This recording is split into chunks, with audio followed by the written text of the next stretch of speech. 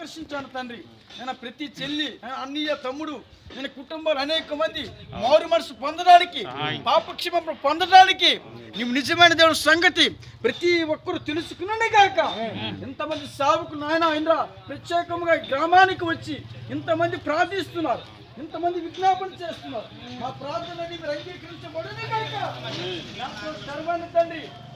ఎవరికి మనశ్శాంతి లేదు, ఎవరు ఉన్నారు, ఎవరైతే మనసు సమస్య కుంగిపోతున్నారు వారి సమస్య నుంచి పరిష్కారం జరుగుని గాక ప్రతి ఒక్కరిని మీరు దర్శించండి, గ్రామాలను దీవించండి, మారు మనసు దయచేయండి, పాపక్షేమం దయచేయండి, అనేక మందికి రక్షణ దయచేయండి, కనికరించండి, సువార్తలు పాల్పంచుకుని ప్రతి సేవకుని కుటుంబాన్ని దీవించండి నాయన, కుటుంబాన్ని దీవించండి, ఆశీర్వదించమని వేడుకుంటూ ఈ ప్రార్థన పాదాలను అర్పిస్తూ యేసుక్రీస్తు నామమున అడుగుచున్నాను తండ్రి. ఆమేన్.